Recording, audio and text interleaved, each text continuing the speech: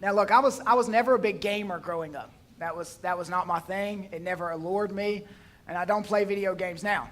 But I do remember at a certain time when I was younger playing the Nintendo. How many of you remember the Nintendo? You're old as I am, right?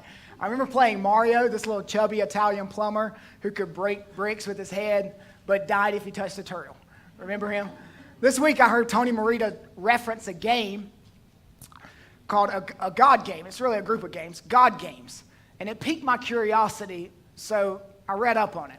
The game was designed by Peter Molyneux, and it's called Black and White. Now, at the start of Black and White, you're simply a savior. A child runs off to swim in the sea. Sharks approach. From the shore, his parents implore the heavens for help. And in distant space, you hear the cries as though filtered through water and arrive meteor-like to pluck the boy from danger. Then the grateful family introduces you to its tribe, to whom your arrival is a fulfillment of prophecy. And the tribe sets out to complete the temple that will serve as your center of activity. Now, Molyneux says that the game allows you to be as benevolent or malevolent a deity as you wish. He said, and I quote, "As it turns out, I can be a moody, unpredictable God. When I have a tantrum, I'm not shy about who knows it. As a God, I can be a devil. When I got up on the wrong side of the bed on a recent Sunday, I took it out on my little worshipers. I sought to create rock slides on mountainsides above their island community. When that proved ineffective, I dropped boulders and trees directly on their houses. When the roofs crashed in and the occupants ran screaming from the wreckage, I picked them up and threw them about like dolls. Then I dropped rocks on them. And that was just for the people who believed in me. I picked up a hermit who didn't believe in me and dumped him unceremoniously into the ocean." I want you to see that it's always been in the heart of man to play God. And maybe you're like, "Kyle, look, I don't play junk like that." Well, what about hidden God games? The people in this text didn't have a PlayStation, an Xbox, or a Nintendo, but they played God games. In chapter 2, verse 1, they seized land from the weak. In chapter 2, verse 8, they robbed poor refugees.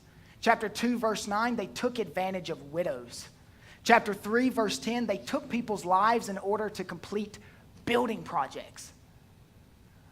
You know, I'm willing to go to great lengths here for a building project, but I'm not going to take a life.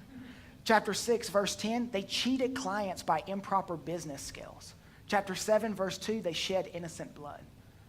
I want you to see that your need to control things and have everything work out the way you want it to is a feeble attempt to play God. See, we're even worse than these people with the video games because we're not playing God in a video game. We're playing him in real life.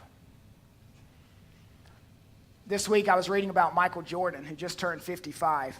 He's the greatest basketball player to ever live. He has 6 NBA titles, 5 MVPs. His greatest accomplishment was graduating from the University of North Carolina. He's a Tar Heel fan. He has a $1 billion Jordan brand at Nike. Michael Jordan is literally the God of his universe. And in case anyone in Jordan's inner circle forgets who's in charge, they only have to recall the code names given to them by Jordan's private security team. One of the guys is called Venom. Another guy is called Butler. Another Harmony. But Jordan is called Yahweh, a Hebrew word for God. Yahweh means I am who I am. I will be what I will be. Not exactly the sort of nickname that fosters meekness. But honestly, this is a natural consequence of life at the very top. Let's just put ourselves in his shoes. Air Jordans. What if you were the most important person in every room you enter? People cater to your every desire. And no matter where you go on planet Earth, you're king. What would that recognition do to you?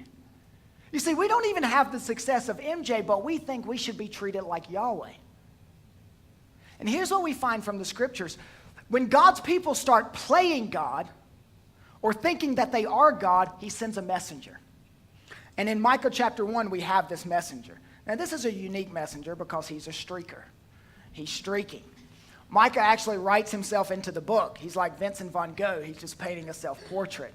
We find out from chapter 1, verse 1, that he's from Moresheth, a city about 20 miles southwest of where Jesus would be crucified.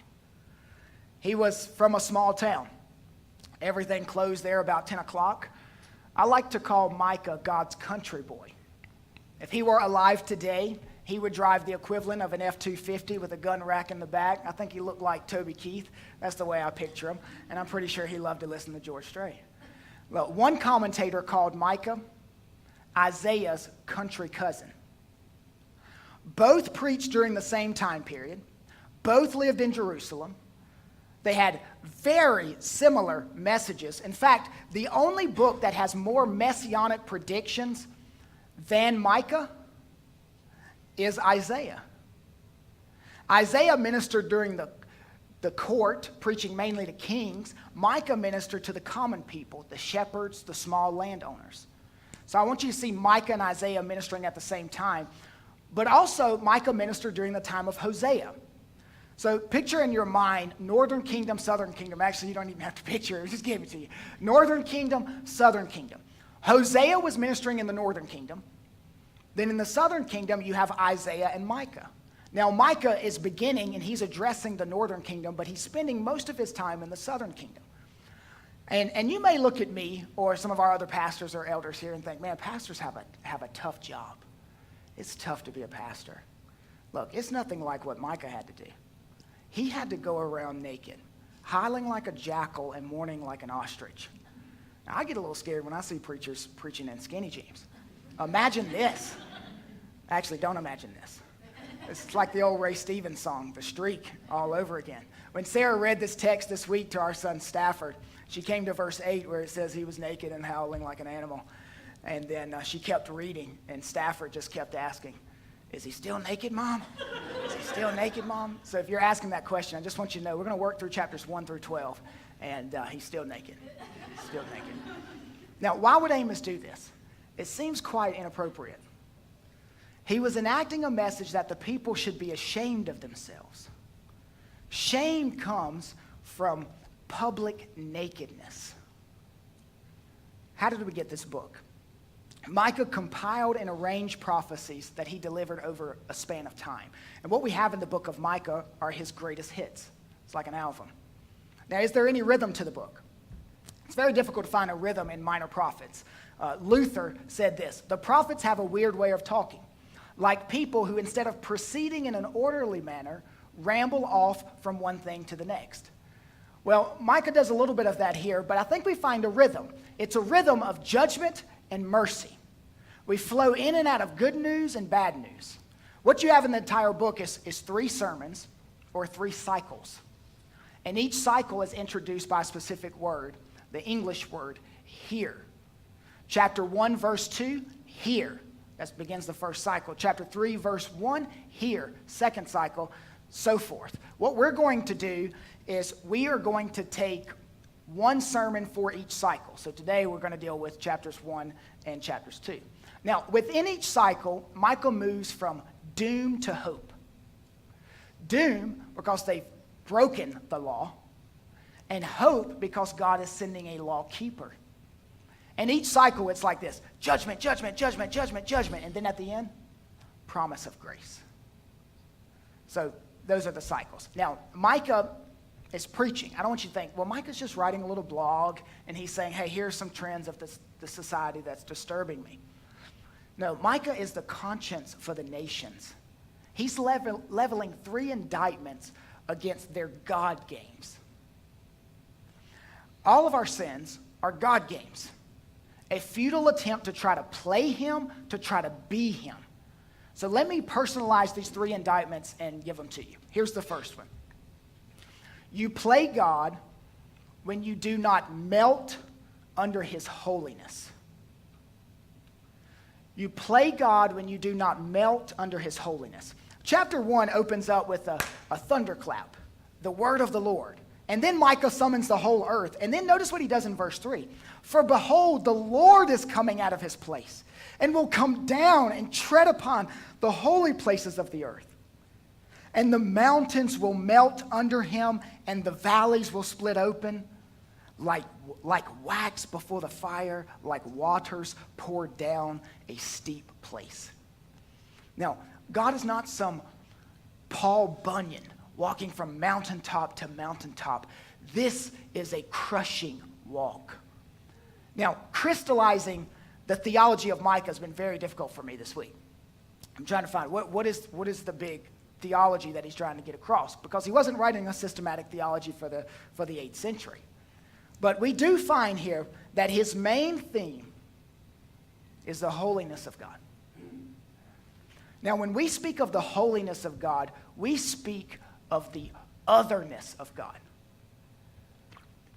He is completely transcendent, separate. God is holy. Now, holiness is not one attribute among many. It's not like grace or power or knowledge or wrath. Everything about God is holy. Each attribute partakes of divine holiness. His power is a holy power. His mercy is a holy mercy. His wisdom is a holy wisdom.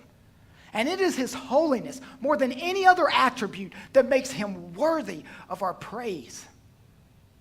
Micah is about to lower the hammer on these people because they are yawning at holiness. And it is a dangerous thing to yawn in grace. God's holiness is not sentimental. It is tender, but not squishy. It involves not only compassion and kindness and mercy, but also unremitting justice toward all that is evil. If we have no category for God's wrath, we have no category for his holiness. Tim Keller says it like this: if you don't understand or believe in the wrath of God, the gospel will not thrill you, empower you, or move you. If you're here today and you're like, Kyle, I don't want to face that wrath. I don't want to face the wrath of God. Good. Don't. Flee to the risen one. Flee to Christ. Now, there's a Christian rapper named Shearin. He raps about the holiness of God in his song, All-Consuming Fire. I want to give you some of the lyrics to his song. I'm not a rapper. I know that's surprising to some of you. I'm not a rapper, but I want to give you some of these lyrics. In the Bible, God's wrath, we see it openly explained. So mindful of its gravity, this poetry is plain. A frightful catastrophe, his foes will be in pain. The spiteful would be glad to see God's potency restrained. Noticeably profane, they're supposed to be ashamed. They joke like it's a game, they're woefully deranged. Maniacal, they're actually opposed to Jesus' reign, his rightful mastery of the whole of his domain. He died to make us happily devoted to his fame. His rivals with their strategies, the prideful with their apathy, their idols and their blasphemies will only see the flames. Denial of his majesty is totally insane. The title of this masterpiece is Holy is his name. My goal today is not for you to totally comprehend the holiness of God. I mean, to totally comprehend the holiness of God would be like a gnat attempting to drink in the ocean. Finite creatures can't comprehend the eternal God. So how do we worship a God that we can't fully comprehend? We worship in the mystery of his holiness. When I was reading this text this week, I just kept coming back to the same thing. The sins of these people are my sins. They refuse to give weight to the holiness of God. They refuse to fall on their face in awe. And I love this truth. Although they refused to do that, it did not diminish his glory. C.S. Lewis said, a man can no more diminish God's glory by refusing to worship him than a lunatic can put out the sun by scribbling darkness on the wall of his cell. God's holiness shines. despite those who deny it. And maybe you're here thinking like, Kyle, I just need something that I can implement on Monday. Can you give me something like that? I'm trying to decide if I should marry this person or not. I just found out my husband cheated on me, and you're here talking about God's holiness. How does that help me? I'm scared about this doctor's appointment. I know it's going to be bad news. I'm tired of my life always turning out in this same sick cycle. Kyle, I hate my job. I'm at a loss with parenting. I'm suffering. Why am I going through this? I need God to tell me why I am suffering. And then you're here preaching to me about the holiness of God. I need more than that.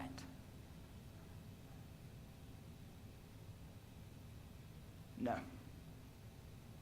No, you don't. That's actually the only thing you need.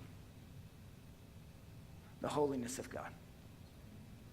One of the first dudes who ever walked this planet was named Job. Job lost his business. It tanked, although he was an excellent businessman. Job's friends turned on him, and he did absolutely nothing to deserve it. Their hatred of him was just unjust. Job's 7 children died. Job lived and died. Job never saw why he suffered, but he saw God, and that was enough.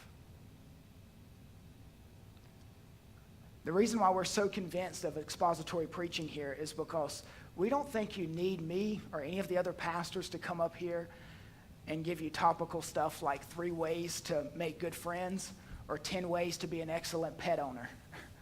No. All you need is the holiness of God. God never ignores the cries of the broken heart. His answer is always the same. My holiness. Notice the topographical extremes in verse 4.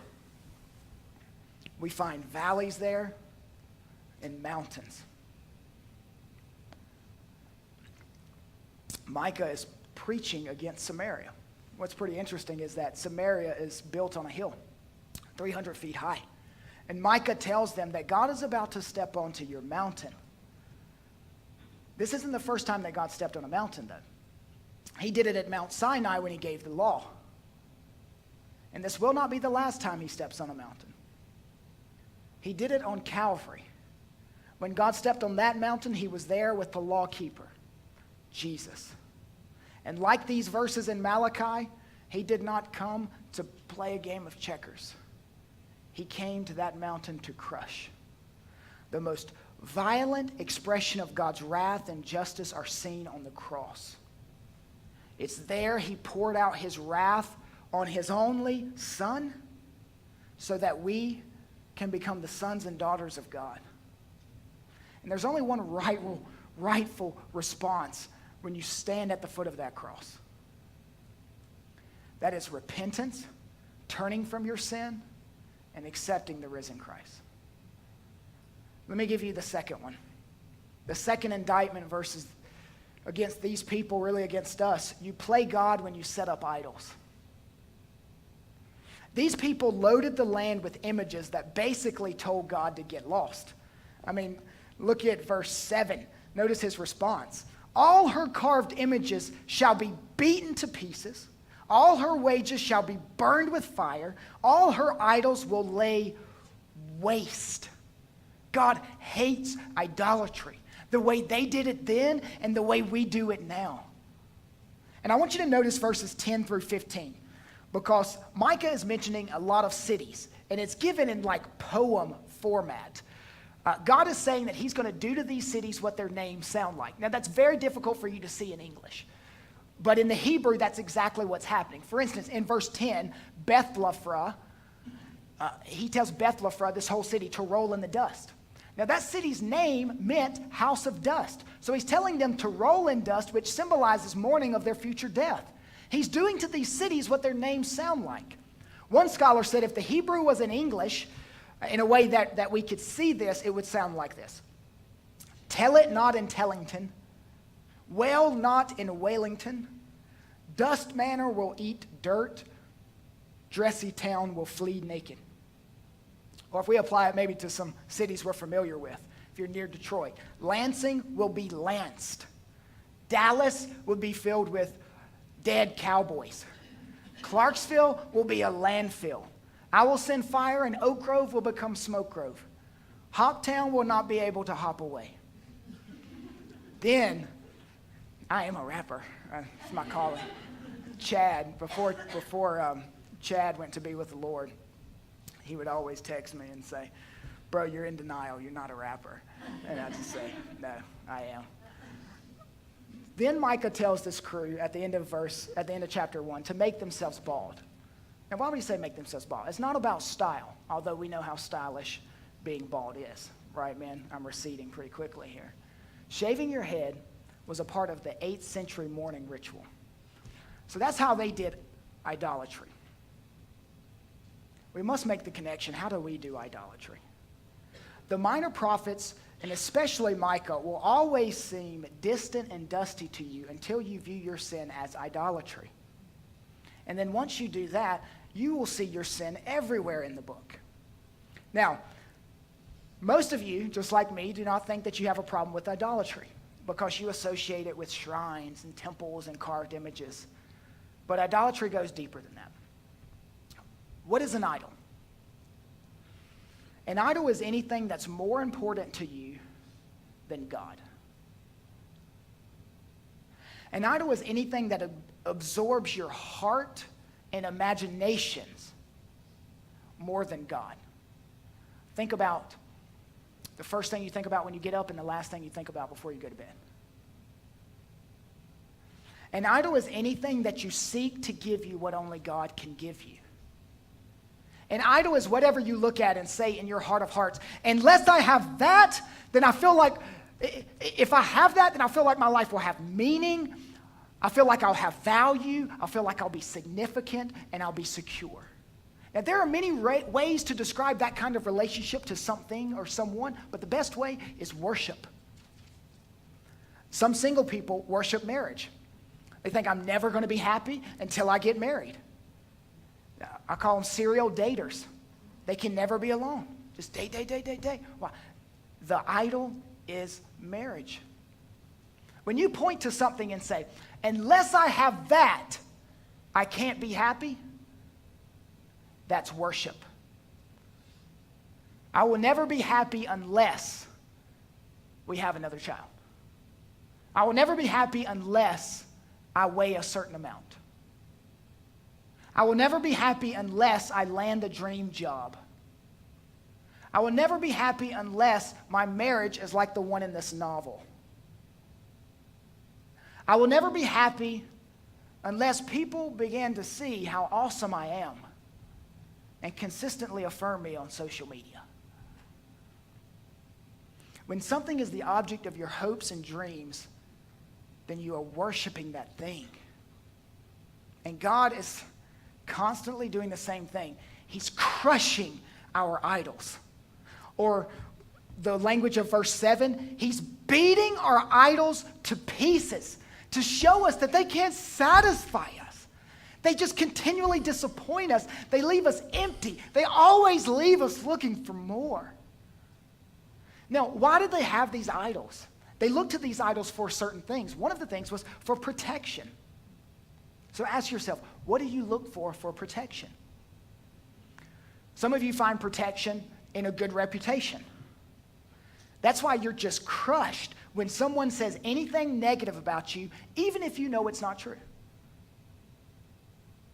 Or why you can't admit that you're wrong and feel a constant need to exaggerate your accomplishments. Some people think money will protect them. That's why they hoard it, and they will not give it away. I want you to know the protection you're looking for is found in Christ. The arms you're longing for are his arms. What you need is not in a relationship, it's not in a good name, and it's not in money. It's in Jesus Christ. What are you looking for protection? So these idols, they looked not only for protection, but also for security. They gave them security. To what do you look for security? Now, security is typically a bigger deal with females than males. Males tend to idolize work success. That's my idol. Women tend to idolize relationships. So that's why 9 out of 10 times women will say, I'll idolize my kid's perfect behavior. And it's evidenced by when they misbehave, it destroys me. Or I idolize my husband's job because I need that constant flow of income to feel secure. My wife is co-leading a small group now on Wednesday nights, and she was telling me about some of the stuff that she was telling some of the ladies in there about idolatry, and she was saying she confessed one of her idols, and then the group was going around confessing that this is my idol. This is what I look for in protection or comfort, security. This is my idol. If you pray for God to reveal to you what your idol is, I'm pretty convinced that is a prayer request that God will answer. But here's what we'll do. We'll be like, man, they were filled with idolatry in Micah. Man, some people, they worship money. Some people, they do this, without ever getting on our knees and praying. God, will you show me my idol? We're playing God games otherwise. Now, here's another way to identify idols. You can ask a question. What is my refuge? Where do you run when you are feeling down? 90% of the time, you're going to run to your idol, the thing you're worshiping. Now, it could be a good thing because that's how sick we are and twisted. We turn good things into God things. So it could be a very good thing. For the people in the 8th century, it was stone figurines. For Michael Jordan, you know what it was? Basketball. I read the article this week entitled, "Do You Still Want to Be Like Mike?" That was the title. The subtitle was excellent. "When Greatness Meets Emptiness. Michael at age 50. It pointed out that in his Hall of Fame speech, Michael Jordan called the game of basketball his refuge. He says, that's where I go for peace. Well, one of the dirtiest tricks anyone could ever play on you is to give you what you think will give you true happiness and then laugh in your face because it doesn't fulfill you. The author of this article, Thompson, he observes that most people live anonymous lives. Most of us do. When we die, when we grow old and die, any record of our existence will likely be blown away. We will be forgotten, some more slowly than others, but eventually it happens to virtually everyone. However, this is not the case with a few people in each generation who reach the pinnacle of fame and achievement. Even after Michael Jordan is gone, people are still going to remember him. Here lies the greatest basketball player of all time. That's going to be his epitaph. There's a fable about returning generals who rode in victory parades through the streets of the capital. A slave would stand behind them and whisper in their ears, "All glory is fleeting." Nobody does that for professional athletes. Jordan's self-esteem has always been, as he says, tied directly to the game. Without it, he feels adrift. Who am I? What am I doing? What is your worth tied to? That without it, who am I? What am I doing? Let's go from Chicago to Calvary. In the world, status is tethered to performance. It's the same with the gospel. The difference, however, is that our status as believers is not tethered to our performance, but to Christ's performance. Only the gospel can offer the resources to combat our pride, expose our emptiness, and flood our hearts with peace. In this article, Jordan actually asked the question, how can I find peace away from the game of basketball? because he's been keeping himself busy since he retired the third time. So let's answer MJ like we were talking to him. We would say this: Michael, you want to know where you can find the peace that you had in basketball? Michael, you never had peace. You had triumph and fame, but not peace. James Naismith, a Canadian, invented the sport that gave you purpose and value. It became your idol. It gave you a sense of worth, meaning, and security, but it was only that, a sense, a counterfeit to a real thing. You'll never find life outside of the game for the same reason you never found life inside of the game. It's not there. The peace you seek isn't available on a basketball court or a golf course, but on a little hill outside of Jerusalem. Because there, the true Yahweh incarnate hung in the place of sinners, so that wannabe Yahwehs, just like you and me, can come and be saved. We have to ask ourselves, have we gained the whole world and found it lacking? If you're there, the biblical advice is don't lose your soul. Number 3, we play God when we abuse the Imago Dei. Now, the Imago Dei is a Latin term for image of God. Every person that is created is made in the image of God. That's why we all have worth. That's why we are all unique. That's why we believe what we believe about the sanctity of life and the value of every individual, no matter where they live or how much money they have. Now, what you see in Micah chapter 2 is prophecies. A lot of prophecies about land grabbers. This was their sin. They were land grabbing. Israel had family boundary lines. God gave families plots of land, and it was supposed to be forever. Their children and children's children and children's children were supposed to live on these plots of land. Now, if you were ever poor and you had to fall on desperate times, then you could sell your land, but you would get it back later because God set it up for that, the year of Jubilee. But these people were not respecting the boundary lines of their neighbors. They were land grabbing. Now, we have seen land grabbing in the history of our nation. The Cherokees living in Georgia were forcibly taken from their homes, incarcerated in stockades, forced to walk more than 1,000 miles and removed to an Indian territory, which we now call Oklahoma. More than 4,000 died, and many are buried in unmarked graves along the trail where they cried. We call it the Trail of Tears. Now, let me just take a pause here. Not every interaction between the settlers and the natives was this way. Not everything was land grabbing. If you read history books like that, you need to buy a real one that doesn't rewrite history.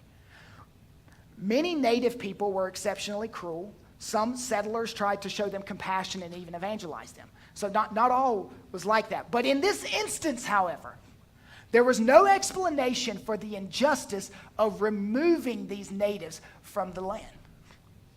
The Cherokees were not nomadic hunters and gatherers depicted in the most common stereotypes of Indians. They exchanged the tomahawk and the rifle for the plow and the hoe. These particular Cherokees embraced Western civilization by implementing laws, courts, legislators, and a written language. They were becoming westernized. They abandoned the law of blood revenge, yet still were removed from their land for the same reason the people in Micah's day were removed from their land. Greed. The settlers had gold fever, land fever. Dan Herbster, let's call him Herbster most of the time. Herbster, our resident historian, he was here during the first service. He's at a chapel service right now on post. He told me that some sources talk about how the Washington and Adams administrations in particular sought peaceful coexistence with the Indians. And Andrew Jackson, this raging celebrity populist, caved to Southern racism and decreed their removal. I want you to see greed, dehumanizing people in chapter 2, greed dehumanizing people in the history of our nation, this one particular instance. And then I want you to see greed moving people to dehumanize people in our day. In Ghana, children are trafficked to fishing slavery. This week, I read about one girl named Dotsie, orphaned as a baby, adopted by an impoverished local woman who trafficked her into fishing slavery on Lake Volta. She spent years as a labor and sexual slave. Right now, children are being trafficked to brick kilns in Cambodia. What would possess people to crush children like that? Greed and a wrong view of God. If evolution is true, trafficking is fine because it's survival of the fittest. Notice what God tells the land grabbers in verse 10. Arise and go. Now, ironically, these are the same words that the greedy land grabbers used to drive out the women from their pleasant houses in verse 9. Now, let me just give you a quick sidebar here. I want to speak to you if your land has been grabbed. And you think like, Kyle, I don't own land. I know that because I know if you did, you would sell it, give the money to the building fund. I know that. All right, I know you would do that. But if your land has been grabbed, it doesn't necessarily refer to your land being stolen. Your job could have been grabbed. Your money could have been grabbed. Your body could have been grabbed. What do I do when I'm on the receiving end of the grabbers?